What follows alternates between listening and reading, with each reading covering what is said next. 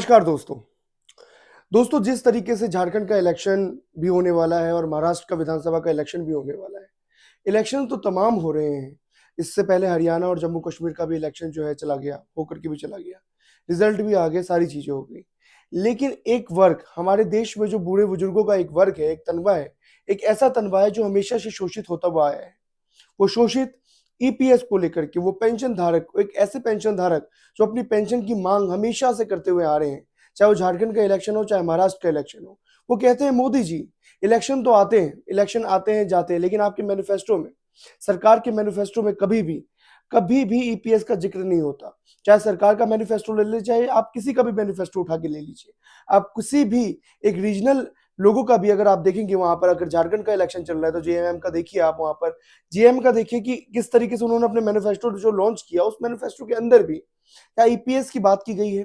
क्या उन पेंशन धारकों की बात की गई है? क्या पेंशन उनको मिलेगा, उनको प्राप्त होगा पेंशन? क्या इसके बारे में कोई आश्वासन दिया गया है? सहारा के कितने ही सहारा के निवेशक ऐसे हैं जिनके पैसे अभी भी फंसे हुए हैं। फंसे क्या है, बहुत ज्यादा फंसे हुए हैं। किसी के लाखों रुपए हैं, किसी के 10 लाख रुपए हैं, किसी के 1,000 रुपए। इनफैक्ट जो छोटे छोटे तनख्वाह के लोग हैं, जो छोटे लोग, ऐसे वर्ग की बात कर रहा हूं मैं, जो सबसे गरीब वर्ग है, उन लोगों ने भी लालच के अंदर आकर के अपना जो पैसा है, कहीं ना कहीं सहारा में इन्वेस्ट किया था। क्योंकि भाई लालच क्यों नहीं? क्योंकि इस सहारा ने जब उनको ये आश्वासन दिया था कि उनको पैसे उनके रिफंड मिलेंगे, सारा चीज होगा, लेकिन उसके बावजूद अगर देखें तो ना तो सहारा का पैसा मिला, ना तो उनका जो पोर्टल है कभी सरकार का कहीं ना कहीं पोर्टल चला है। और उसके बावजूद जब इलेक्शन होते हैं, ऐसे राज्यों में इलेक्शन होते हैं, और सोचिए कि झारखंड और महाराष्ट्र के सबसे ज्यादा निवेशक है, चाहे आप ईपीएस की बात कर लीजिए, या चाहे आप ओल्ड पेंशन स्कीम की बात कर लीजिए, या चाहे आप सहारा की बात कर लीजिए, इन राज्यों के जो लोग हैं उन्होंने ज्यादा निवेश कर रखा है इस चीजों में लेकर के। ईपीएस के लोग भी अगर देखें तो महाराष्ट्र के सबसे ज्यादा ईपीएस के लोग हैं, जो बार बार आते हैं, जंतर मंतर आते हैं और जंतर मंतर आकर के वापस चले जाते हैं। तो आज भी उन लोगों का ये सवाल है सरकार से, ये सवाल है विपक्ष के नेताओं से, कि क्या उन लोगों को क्या होगा कि मैनिफेस्टो में उन लोगों का जो ईपीएस का मुद्दा है, चाहे ऐसा मुद्दा भी आप कह लीजिए, वो मुद्दा क्यों नहीं आ रहा? आप न्यू पेंशन स्कीम की बात करें, आप तो यूपीएस की बात करें, यूनिफाइड पेंशन स्कीम लेकर के आ रही है सरकार, और आपने उसकी बात की है और अगले साल से वो लागू भी हो जाएगी। लेकिन उसके बावजूद भी अगर देखें तो क्यों नहीं बात करी है सरकार, या विपक्ष क्यों बच रही है इस चीजों से लेकर के? क्यों? क्योंकि सहारा के निवेशकों के बहुत ज्यादा पैसे फंसे हुए हैं। क्योंकि सहारा के जो निवेशक है बहुत ज्यादा बड़ी मात्रा में इसके अंदर जो है उन्होंने अपने पैसे को इन्वेस्ट कर रखा है। चाहे ईपीएस की बात कर ले, जो ईपीएस के लोग हैं उन्होंने सबसे ज्यादा इन्वेस्ट कर रखा है। तो सरकार क्यों नहीं? अब मेरा सबसे बड़ा क्वेश्चन है, सबसे बड़ा सवाल ये है कि सरकार क्यों नहीं बात करती उन तनके लोगों के बारे में, जो लोग बूढ़े बुजुर्ग हैं, जो लोग गरीब हैं, जो लोग, जिन लोगों ने पैसे इन्वेस्ट कर रखा है, क्यों नहीं बात किया जाता है?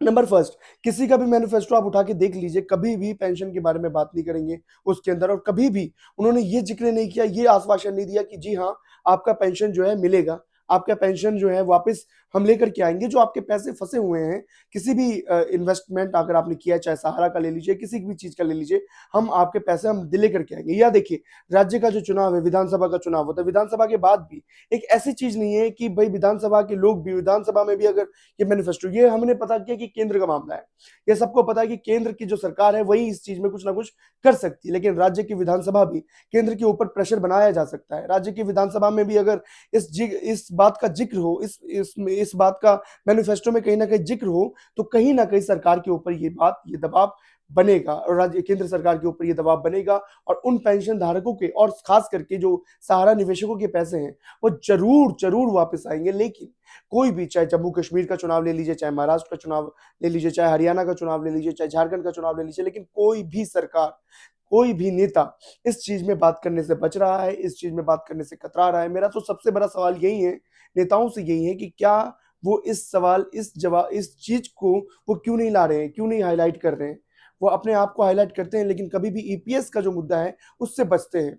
किसी भी का भी आप मैनिफेस्टो उठा के देख लीजिए, लेकिन उसके अंदर आपको बिल्कुल भी एक पॉइंट भी, एक सिंगल पॉइंट भी जो है ईपीएस का, हाँ वो कहते हैं कि भाई हम पेंशन जो है, हरियाणा में कहा ना, हरियाणा में कांग्रेस ने कहा है कि हम पेंशन 6,000 करेंगे, बीजेपी ने कहा है भई हम तो वो पेंशन को और डबल कर देंगे और ज़्यादा करेंगे पेंशन को। अभी राज दिल्ली का चुनाव चल रहा है तो उसमें भी आम आदमी पार्टी कह रही है भई हम पेंशन को जो है 5,000 कर देंगे, अभी तो 2,500 मिल रहा है। लेकिन सोचिए कि उन तनकों का क्या होगा जिन्होंने इसके अंदर एक्चुअली में पैसे इन्वेस्ट कर रखे हैं।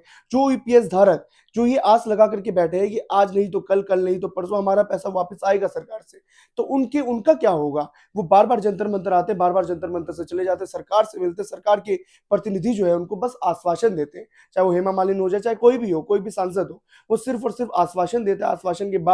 आश्वासन के बाद उनको ये नहीं कहा जाता कि कब जो है, कब उनके पैसे वापस रिफंड आएंगे, कब उनको पैसे मिलेंगे। लेकिन सरकार बनती जाती है, चुनाव होते जाते हैं, चुनाव पे चुनाव आते जाते हैं, चाहे आप हरियाणा का चुनाव ले लीजिए, चाहे जम्मू कश्मीर का ले लीजिए, चुनाव तो निकल गया, लेकिन उसके बाद महाराष्ट्र और झारखंड का चुनाव अभी आने वाला है। लेकिन उसके बावजूद भी इन दोनों राज्यों में कहीं से भी पेंशन धारकों के लिए ना कहीं से भी सुकून भरी, राहत भरी खबर नहीं है। तो बस मेरा आखिरी सवाल सरकार से यही है, प्रशासन से यही है कि प्रशासन क्यों नहीं उनके पैसे, जो निवेशकों के पैसे जो है उनको वापस क्यों नहीं कर रही है? क्या क्या दिक्कत है? क्या वो डर रही है इस चीज़ से लेकर के? क्या इसके बाद भी कोई क्लैरिफिकेशन क्यों नहीं देती है? नमस्कार।